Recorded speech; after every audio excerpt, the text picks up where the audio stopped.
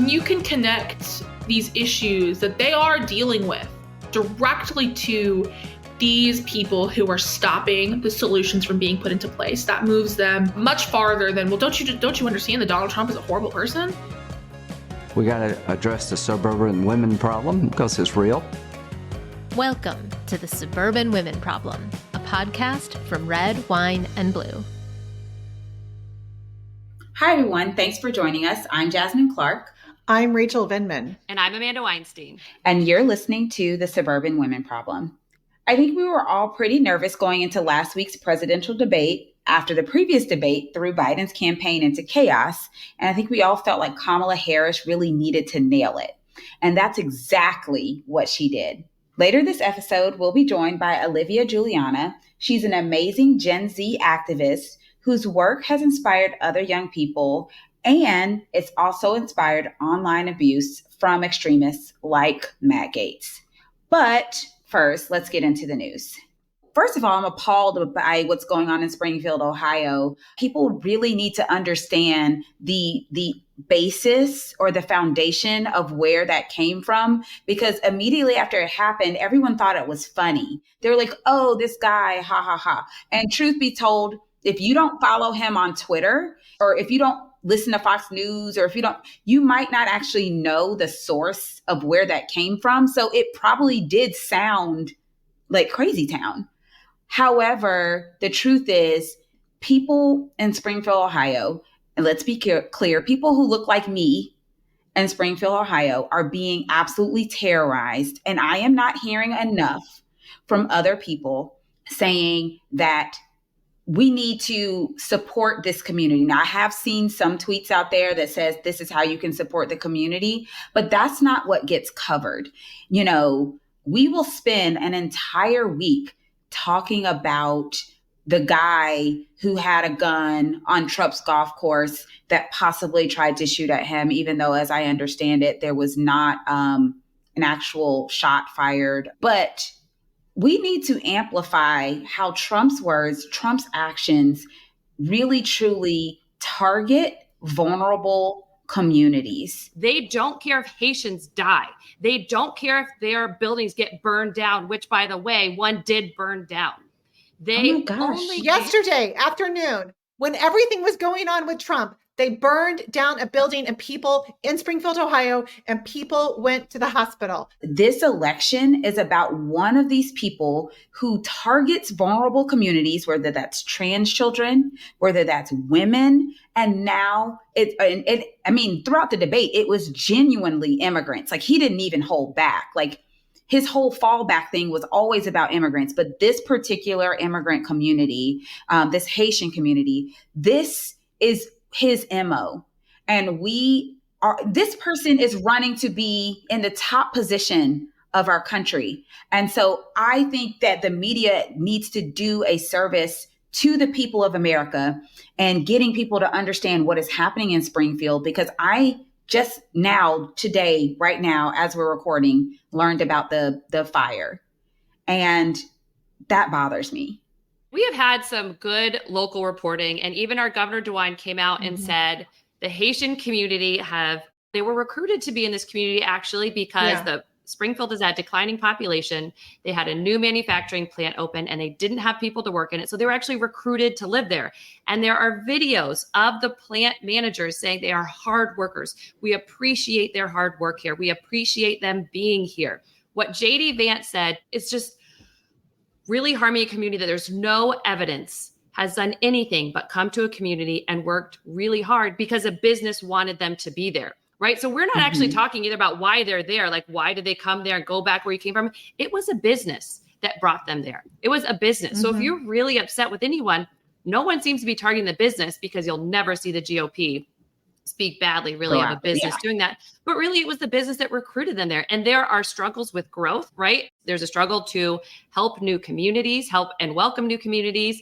And there are also, as you pointed out, Jasmine, there are ways that we can help this community. So I think we should put in the show notes some organizations that are fabulous, that are helping the Haitian community in Springfield.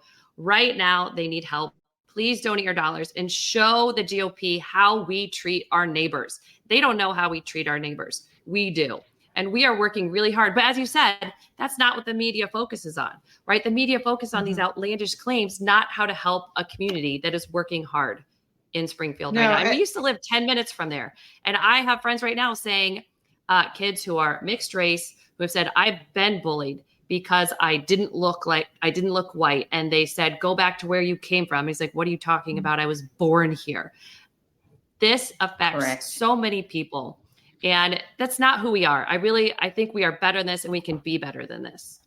So yesterday, we record on Monday. The pod is released on Wednesdays. Yesterday on the Sunday shows, on 2 shows, JD Vance, basically, he said he knew it was an urban legend and that created it, as he said. Yes. If I have to create a story to raise awareness, basically, if I have to create a story to indulge my xenophobia, then yes, and draw attention, I'm happy to do that. Who cares who it harms? And a friend of mine went on TV and News Nation, I think, and she said that, and these are some of the comments she received. You forgot to add CUNT to your bio line. I pray for your soul because there is a special place in hell for people like you. This is because they are accusing her of lying about what JD Vance said. And I urge you to said out of his own mouth. Yeah. And how is that not violence? Yeah, exactly. Yeah. And how is that not violence?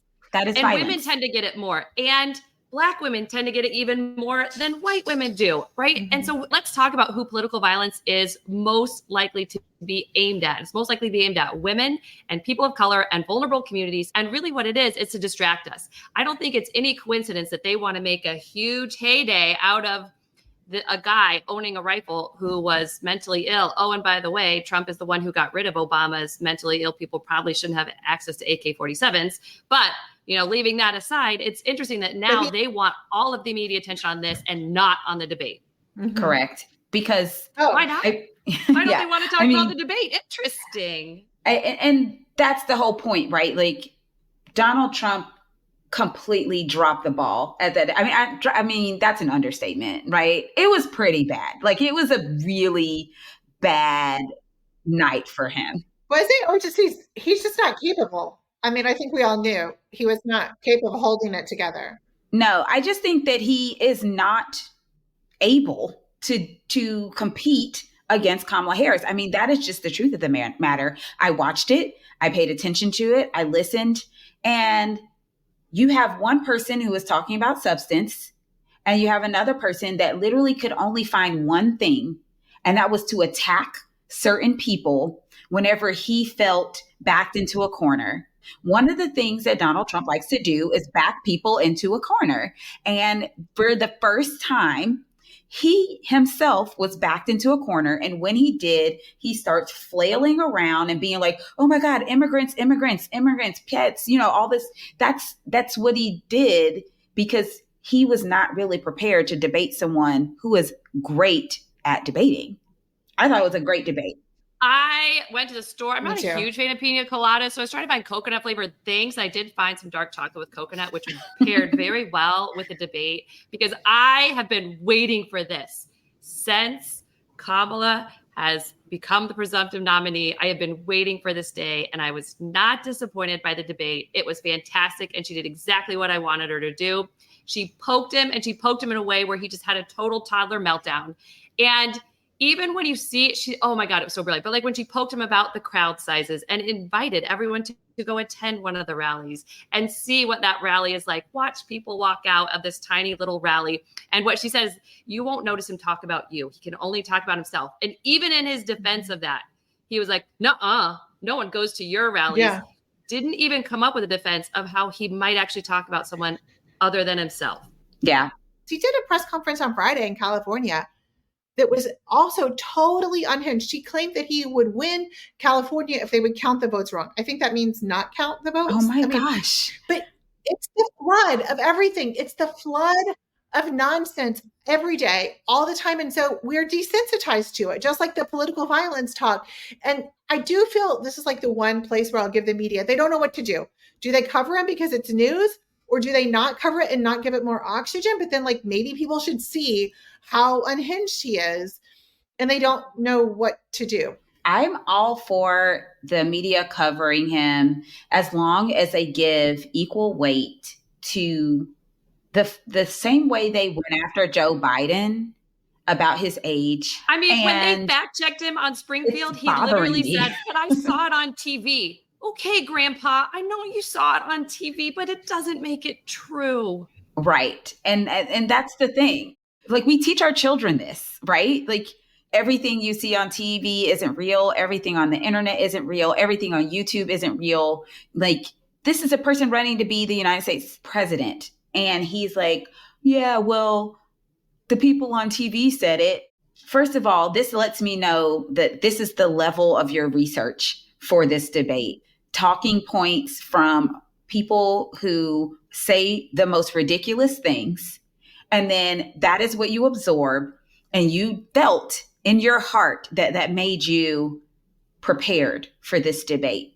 And they gave him one good talking point, which was about immigration and the border, and everything else. I feel like they left him to his own devices. And so he fell back on, whatever he sees on Truth Social and Twitter and Fox News. And there is very little substance there. And I think that, this was an emperor is not wearing any clothes moment for him. And the media does have this opportunity to do better. And I just think they're, to your point, Rachel, maybe they just don't know what do better means. Like, they're just like, I don't know where we're supposed to stand in this moment. But I do think it's important for them to highlight, again, political violence is, sicking people on an entire community with just a few words. Like, all it took was a few words, and bomb threats, death threats, burning buildings. Like, what is, I don't know. And I think that there's a way that the media could cover these things that recognizes the danger, and just instead of just talking about like, oh, this thing happened, let's talk about how we got here. And let's talk about like what led up to this moment and why it's so important for this election for people to understand how we even got here. Yeah. And to bring it around full circle, guys, we still have work to do. We still have to talk to people. We still have a lot that we need to do. We have, I don't know how many days I've stopped counting, or I haven't counted recently, but we still have a lot of work to do. It's possible, but not without work. So we're getting out there, and we're going to be talking to people. We're going to be doing things. And absolutely, it's the work doesn't end, but we're certainly energized and encouraged, and cannot be distracted by all this nonsense. And I just wanted to say, it was maybe going to be my toast of joy, but I'm going to bring it up now. Next week, we are going to start a limited podcast series. It's a 3-part series called The American Fabric, which is something that I asked our producer, Amy, if she would want to do it. And she said yes, thankfully. And she has done just a beautiful and amazing job. It's about immigration, addressing myths, talking about what immigrants bring to our country. It couldn't be more timely. I was just going to say, yes. In the debate, Trump talked about immigrants disparagingly from the beginning. And even this week, in the past several days, they have made it very clear, Stephen Miller and others, that the plan is to even take a look at legal, documented immigrants and naturalized citizens. So I think this is really powerful. I know you and Amanda are on the podcast too. You answer questions from both of your areas of expertise from that perspective. And I'm really proud of it. And I'm just really, as always, amazed at Amy's talents and, helping this come to life. So I hope you guys will all listen to it and tune in. And, I think you'll learn some things that you can share with people, and that'll be really nice. So I'm really excited about it as well. As you said, it's a very timely topic. And also, I am really having a hard time with the word immigrant being used as if it is a synonym for criminal.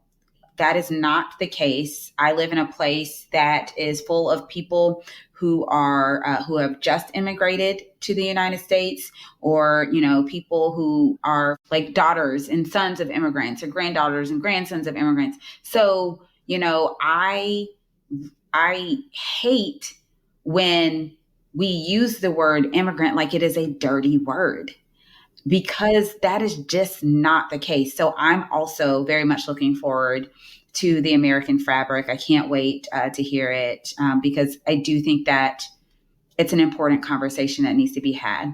And with that, I think we're going to take a quick break. And when we come back, we'll be joined by Olivia Julianna. As Rachel just mentioned, next week we'll be sharing a 3-episode miniseries about immigration.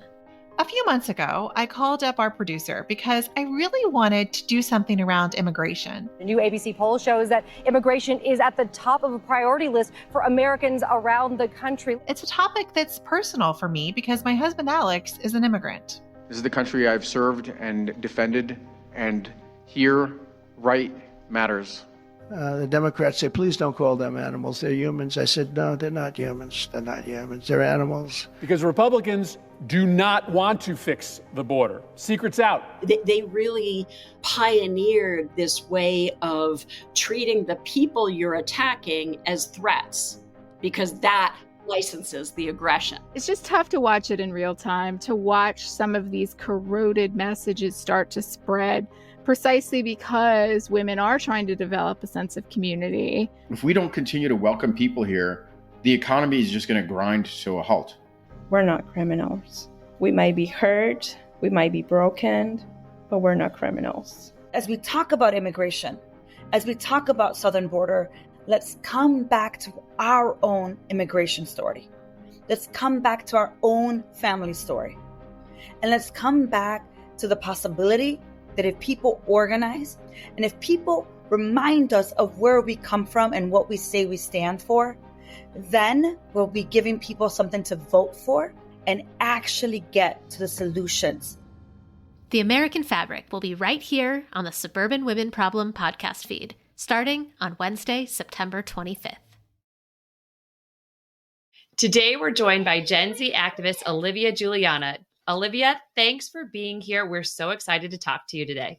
I am very excited to talk to all of you. I can't wait for the day where it's like, okay, I not only am a political activist, but now I am also a mother. And I can understand things from a new perspective because I've always wanted to have kids. So I really respect the work that all of you do. I know it cannot be easy to juggle your professional life and being a working mom and being activist. And so I really appreciate all of that so much. Oh, thank you. Oh, it's a lot of crazy. It keeps you grounded though, because right when you think you're amazing, they'll let you know that they have disappointments in you. Oh yeah. It's humbling. That's true. All right, Olivia, you're well known for being a political activist, but you're only 21 years old. What initially got you involved in politics? Because I keep hearing young people don't care about politics. I grew up in a very politically engaged household, a very conservative Christian household at that. But my dad, it was always very, very important for my dad for me to know what was going on in the political process. That doesn't mean he was right. And I like to say, my dad didn't shape my political opinions, but he did shape my political mind. I grew up, Fox and Friends on the news every morning. Michael Berry, which is a radio show here in Houston, was on every way to school, 740 KTRH. So I just was in a very politically engaged household. And as I got older and I got more involved in politics, it kind of happened, I think for me, how it happened for a lot of young people, which was with Trump really coming into the prominence of the Republican Party. I was in 8th grade, I think 7th or 8th grade when he started his presidential campaign.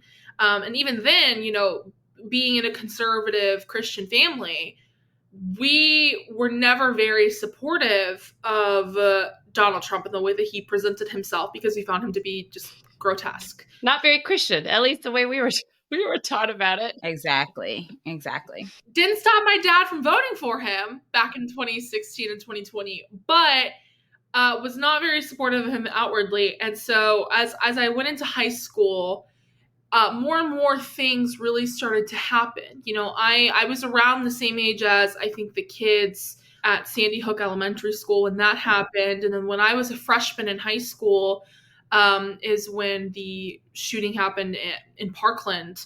And so all these things kind of started happening at the same time that I was coming into my older teenage years. And my freshman year, I joined debate. And I went in very conservative minded. But that class taught me the importance of learning both sides of the problem, especially because I was a Lincoln Douglas debate kid, which means that you don't know whether you're arguing affirmative or negative of a case when you're going in. So you have to find a way to justify both sides. So the more and more I researched issues, the more and more I realized it was a lot easier to justify one side of the issue than the other side of the issue. And oftentimes that was the Democratic side, especially when I was researching cases on abortion. But I didn't get really, really involved until my junior year of high school. I was on spring break, and then the school messaged us and told us that we would not be coming back to school for the rest of the year because of the pandemic. And so at this point in time, my dad was a single father. We were living in the middle of nowhere in rural Fort Bend County, Texas. And my dad got laid off from his job. So we were just stuck in this house because of this pandemic. My dad had lost his job.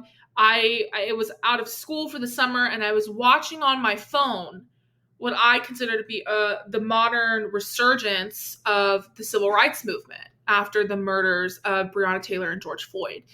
And I kind of watched from the sidelines a little bit for a while. I watched people in my community say things that were just so ugly about these situations. And I just found it to be so morally reprehensible. The thing that really did it for me, the moment where I was like, all right, I'm done, is I watched Donald Trump stand in front of a church and hold up a Bible after protesters had been gassed away from that church. And for me, as someone who grew up very religious, at this point, I was Fellowship of Christian Athletes president. I was leading Bible studies routinely while I was in high school.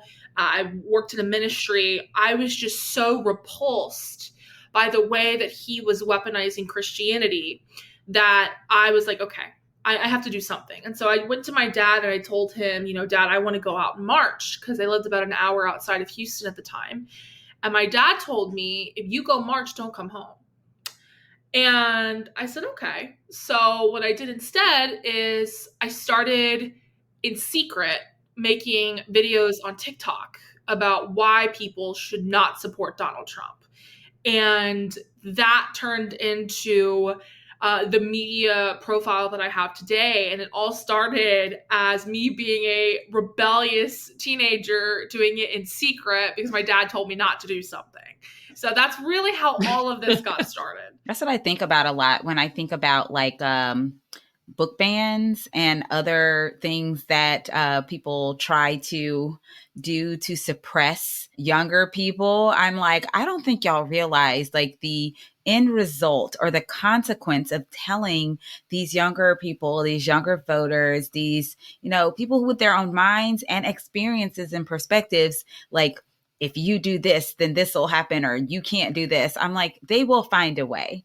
And now you have given them a mission to find a way.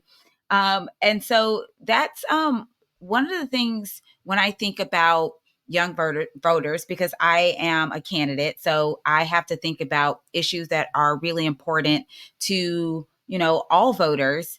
And I think a lot of times consultants will tell us, well, the younger voters, they're not really as engaged. So you don't necessarily have to care about their issues. And I wholeheartedly disagree with that. And so one of the top issues that young people seem to be caring about is housing. And while housing is not necessarily just a young people issue, let's be clear, everyone needs a place to sleep, a place to lay their head. Shelter is like a basic need for people. I saw that you were part of an organizing call for YIMBYs for Harris, or YIMBY stands for Yes in My Backyard. So YIMBYs for Harris. And I would just love to hear about why housing is such an important issue, specifically for younger voters? Yeah, I think that you hit the nail on the head of housing is not just important to younger voters, but I think that this issue really, really correctly describes this kind of larger problem that I have with a lot of political consulting, especially when it comes to young people, is there's this idea that there are only set issues that young people care about and that young people specifically care about. When that's not true. The overwhelming majority of young people, the issues that move them the most are the issues that move older generations the most as well. And the number one issue consistently is the economy, and that includes housing. And so if you're someone who you really care about the future of this country, you really care about people, then you should be what I identify as, which is a YIMBY, which basically means that you are someone who supports building more housing and specifically building more diverse and affordable housing. And so we kind of have this problem. And Democrats perpetuate this problem just as much as Republicans on this specific issue, which is we have these laws all over the country in local governments, whether it be permitting laws or zoning laws or all these other kinds of things that make it extremely difficult to build housing. And so what ends up happening is because we can't increase the supply of housing, the cost of housing goes up. Everyone suffers as a result of that, especially young people who are trying to start out their lives as independent adults. You'll hear rent prices are increasing, and even though rent is increasing and there are some more housing units being built in these different places, well, what kind of housing is being built in these different places? Are these affordable housing units? Are these duplexes? Are these condos? Or are these luxury homes, large single family lots that as a 18, 19, 20, 21-year-old, you're not trying to buy. You're trying to get into an apartment where you can afford your apartment, you can afford your college tuition, and you can still afford to have a fun, entertaining, and fulfilling life. And so for me, I am really excited to see Kamala Harris and Tim Walz take on this pro-housing agenda, especially because in that speech where she talked about it, she talked about how we want to push for these changes at a local level. Correct. From county governments, from state governments. And so for her to go out so outwardly and push on these issues, even though it might not sound like the coolest issue, might not be the most memeable, it is the most impactful. I agree. And so I think that's why it's really important for people to get involved in advocating for housing reform, permitting reform, zoning law reform. But I think for us YIMBYs, and for me in particular, living in Houston, I'm really excited to see more and more people realize that we have the solution for this problem. We just have to be willing to advocate for it, even if it isn't the most interesting one to advocate for. It is one that people understand. You want your rent to go down? Then we need to build more housing. It really is that simple. Right. Or your rent to not skyrocket, because, oh my gosh, like the ability for some of these companies to just like increase your rent by like double or 50%, like that's a lot for a lot of people. You can look at there are places where they've implemented these reforms, like Austin, Texas, and you'll see there are people who are getting rent decreases. I've seen people get rent decreases because as more housing has been built, the cost of it has gone down. So I'm just so excited to see this because, I'm 21, I pay my bills. And if my rent could go down, that'd be great because then I can save more money to eventually go on to buy that single family house that I probably am going to want eventually. Love, you explained it so well. And then you have more money for everything else, like groceries and all of the other stuff you need in your life. And I know Donald Trump recently talked specifically to suburban women, trying to scare us, saying, oh no, the poor people will come into your neighborhood. Really talking about exactly the subject, talking about that. But what a lot of people, and I'd say parents even don't realize, is when you talk about people who are lower income, you're probably talking about your kids, a place for your kids to go to college, then have a place to live or not be in your house, which seems like a good goal that a lot of parents have. But to not be in our houses, they need affordable housing, which means they need affordable housing in the places where they're at. And a lot of parents don't make that connection. And Trump is really trying to use that. That's a good reframing of the issue. Actually, I've never even really thought about that, because I think that what is pictured by the NIMBYs, which is the opposite of YIMBY, so the not in my backyards, a lot of times what is pictured are, quote, undesirable people who are going to bring poverty. I'll hear things like, oh, they don't take care of their property because they're not invested in it. They're not invested in the community, all of these different things. But none of these people ever think to themselves, oh, I'm actually talking about my daughter and my granddaughter and my niece and my nephew who are entering the world and not making 6 and 7 figures. And they just need a place to stay. Otherwise, they're going to be sleeping on my couch. So I love that reframing, Amanda. I just wanted to say that because I don't think I've ever actually heard anyone say it that way. Oh, yes. So we need young people, Olivia, like you, come live in our neighborhoods. We would love it. Yes. But I also loved that you mentioned that VP Kamala Harris talked about this, right? She talked about, and she was very clear that this is a significant local issue. We need to talk about zoning, and we need to talk about upping the housing supply. And you're exactly right. That's driving housing prices up. And we haven't heard as much about this at the national level. And it is really great to hear her talk about that, even at things like the DNC, even though it's maybe not as sexy a topic as some other things. But you were at the DNC a few weeks ago, your first one, I believe you said. So what were your impressions about the Harris Walz campaign? And what do you think about it in terms of how were younger people responding to what they were saying at the DNC? So I openly admit that I was what some people were calling a Biden dead ender.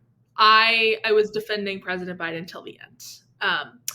And part of that is because I think that Joe Biden is a good man with a good heart who has very good intentions. And the other part of it is, if the nominee tells you they're not going anywhere, you defend the nominee. I'm with you. And so when eventually Joe Biden made the decision to drop out of the race, as a consultant and strategist, I was concerned. But the swiftness and the resourcefulness shown by Kamala Harris and the Harris campaign has truly blown me away in that aspect of they pulled it together so quickly. They rebranded so effectively. And as someone who has interacted with the vice president so many times in the last few years and who really got to see that side of her that you don't really see on camera, I felt so relieved and so happy that that personality and that shine that she has was finally getting to push through. And so watching her just completely dominate has been so fulfilling and so hopeful for me. Going into the DNC, I was so excited. I had so much energy because I love Kamala Harris. I adore her. She has touched my heart and touched my life in a way that I didn't think would be possible for a young person like me. And so going in, I had a very high energy level. And then getting there, it just felt electric. It felt electric because, one, the Harris Walz campaign is just on top of their game. Every single advertisement that they have put out, I have been enamored with, especially their Latino advertisements. They have really, really correctly attributed the differences and the nuances between a first-generation Latino American or compared to a second, third generation Latino American. And I've just been so impressed by the way that they've done that. And then seeing that at the DNC through the speeches, through the little vignettes, really seeing the good that both Kamala Harris and Tim Walz have done, but also their personalities, I think was just great. But I think that I often say, if you want to see where a campaign is, or you want to see how effective a campaign is, you don't have to look at what they're doing. You look at the reaction to it from their opponent and from the people. So an example of that is that people will tell you, Texas isn't competitive. Colin Allred can't win. Well, you don't have to look at what Colin Allred is doing. You have to look at what Ted Cruz is doing. And Ted Cruz is spending a lot of money. He's sending a lot of mailers. And so for Kamala Harris and Tim Walz, I see the reaction to that being Donald Trump being enraged on Truth Social, one. But two, the DNC looked like America. It was so diverse in race, ethnicity, generation, religion, socioeconomic status. It looked like America. I saw so many young people there. I had a young man come up to me and he told me, he was like, I've been following you on TikTok for 4 years and you inspired me to get involved. And now I'm the youngest delegate from the state of New Mexico. I just turned 18. Woo! That's awesome. It was so amazing to see that. And so to see that energy level just blow through the roof, I came home exhausted. Oh yeah. But renewed in spirit. And I can't wait to see what else they do going into November. Yeah, absolutely. I can second the exhaustion and also just the pure like electricity and enthusiasm and joy in the room. Like, I know people who are watching it on TV that said, oh, it looked amazing. I can't imagine what it was like in person. And I'm like, honestly, it's very difficult to verbalize like how it felt in person. I don't think there's really truly like a vocabulary word for it that really helps me to describe it in a way that gives it justice. But, you know, Olivia, you're like really truly into this. You've been doing this activism for a few years, but there are a lot of young people that are still not quite, you know, in it yet. And so some of our listeners might know young people in their life who say, hey, I don't even plan to vote. Like, I don't really know what's going on. I don't know who the people are, or I'm just not into it right now. Do you have any tips for our listeners on how they can talk to a young potential voter? Anything that you feel might work, something that can help them to get them to understand the gravity of this election and maybe push them toward voting instead of, you know, sitting it out? Yeah. So when I have conversations with other young people about this, I usually ask them in a non-political way first, you know, what issues are important to you? What matters to you? And a great example I have of this is one of my friends. She's 24. She doesn't really ever vote. But I asked her, I was like, you know, what matters to you? And she was like, look, I got 2 kids. I have 2 young kids, and I'm not eligible for Medicaid here in Texas. You know, she was talking to me about how she's working so many extra shifts because she's trying to pay for her kids' healthcare. And I told her, I was like, do you know why you're not eligible for Medicaid here? She said, no, I don't know why. I explained to her that the Texas legislature, which is controlled by Republicans, has refused to expand Medicaid access and accept federal funding that Democrats have put there for families and for working parents, specifically like her. And so when you can connect these issues that they are dealing with directly to these people who are stopping the solutions from being put into place, that moves them much farther than, well, don't you understand that Donald Trump is a horrible person? They don't care about Donald Trump. They care about their lives. Right. And when that kind of doesn't work, I do what I've actually done this to my dad. My dad, who's lifelong conservative, now voting for Democrats. I just started taking him places with me. I just started taking him to events with me. I took him to a block walk for a state house candidate. I'm introducing him to local elected officials so that they can see and engage and understand. And those 2 things together, I found have just been to be really, really effective. So like if you're a parent talking to your kid who's like 18, you're still their parent, you know, like you'd be like, get your ass in the car, or it seems abrasive. But I think when you go to your kids with ears to listen instead of just a mouth to tell, that typically I think they'll be a lot more receptive to listening. And if you feel like you're not working, it's not working how you want it to, tell them to go follow me or another Gen Zer on TikTok or Instagram, and we'll try to get them in shape. I like that. You know, if all else fails, like just send them to the places that they are likely already absorbing information anyway, and just get them get their algorithm to point them into the right direction to get the information that they need. And also Georgia is one of those states that also has not expanded Medicaid. And I have found that that is actually something when one side is talking about, oh, your prices are high, inflation, all these things. But the other side is saying, well, when we're talking about prices, what prices are we talking about? We're talking about your healthcare prices. We're talking about your prescription prices. We're talking about, it's more than just groceries and gas, guys. Like it's a lot of things. And when you make that connection, people start being like, hey, you're right. Like one side is definitely perpetuating these issues that I'm having versus the other side that's actually trying to do something. So I love just like making it tangible and relatable for people is great. Such a great point. Olivia, it's been great talking to you today. But before we let you go, we like to ask our guests some rapid fire questions. Are you ready? I'm ready. All right. What's your favorite part about using social media for politics? Ooh, getting to engage and keep tabs on elections and political environments I otherwise would not have known about. Awesome. What was your favorite moment from the DNC?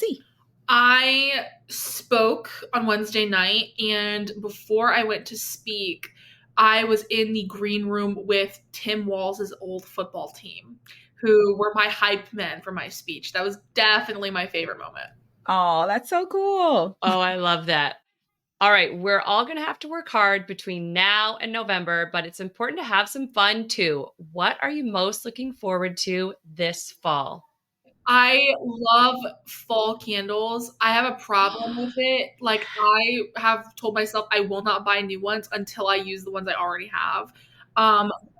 I'm most looking forward to going to the pumpkin patch with my nieces and nephews. Oh, I love pumpkin patch. I also love candles and have way too many candles, but I feel like that's not a thing that exists, like too many candles. Because like, what if the power goes out? That's true. You can just light the home with candles and have all types of smells happening. Here in Texas, that is always a possibility. Oh, yeah. See, it's resourceful. All right, Olivia, where can our listeners learn more about you and your work? You can follow me on Twitter, TikTok, Instagram, Facebook at Olivia Julianna. I post every single day. I'm on Threads too. And yeah, that's pretty much it. Olivia, thank you for joining us today on the Suburban Women Problem. Thank you for having me.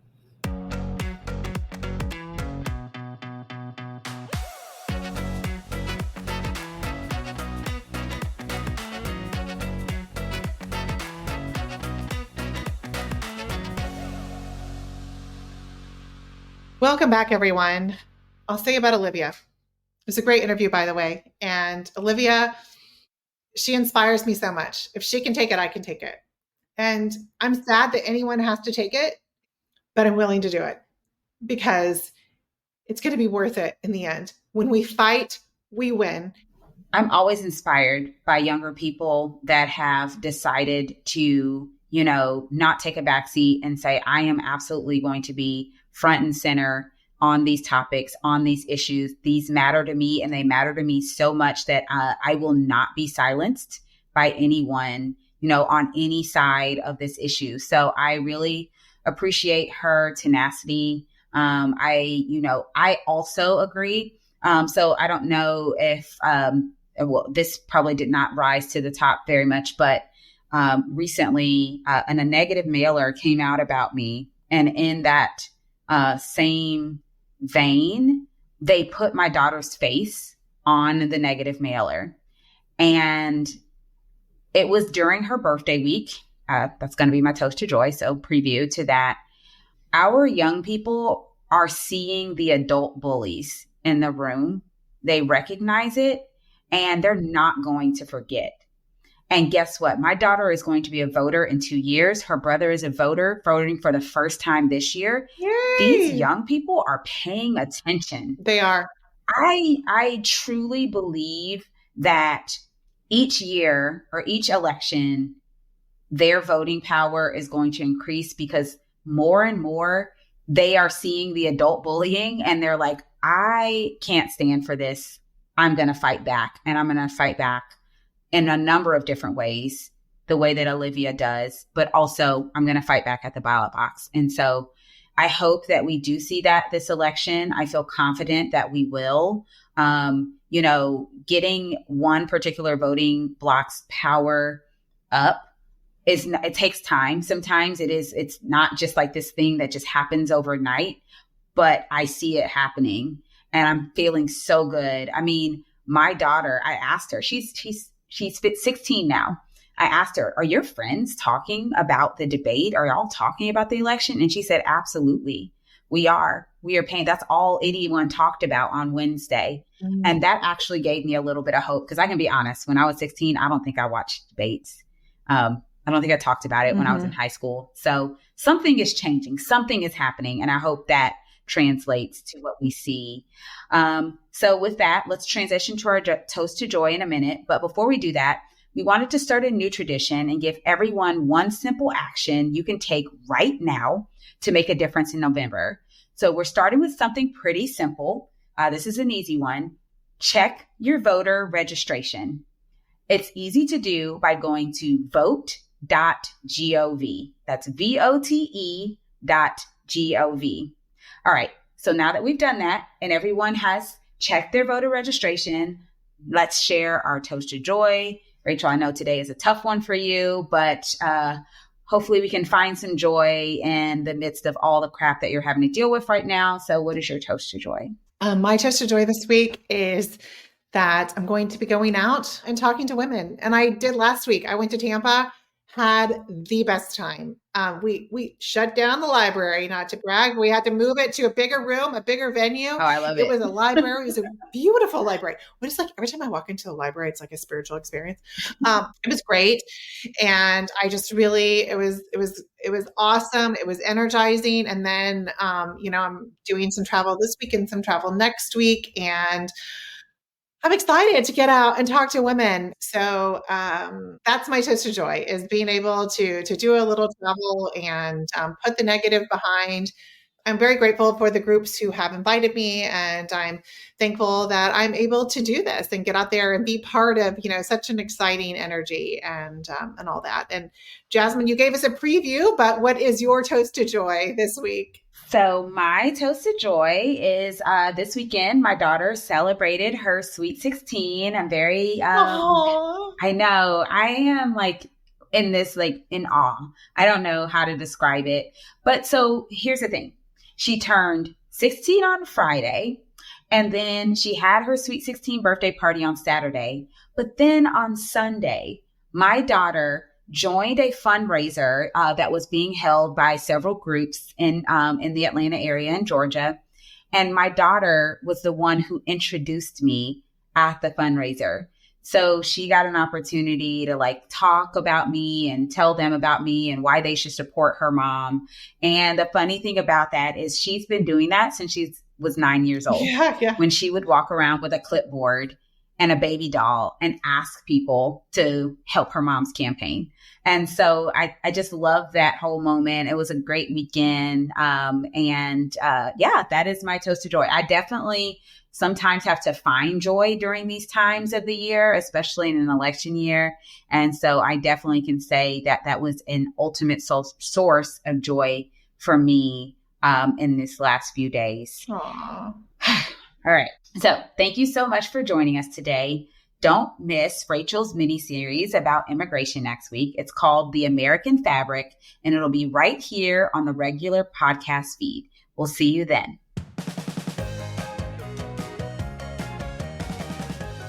The Suburban Women Problem was created by Red, Wine, and Blue. Our producer and editor is Amy Thorstensen, our project manager is Lindsay Quist, and our editorial assistant is Abigail Martin. For more information about upcoming events and trainings, or to learn more about Red, Wine, and Blue, follow us on social media or at www.redwine.blue.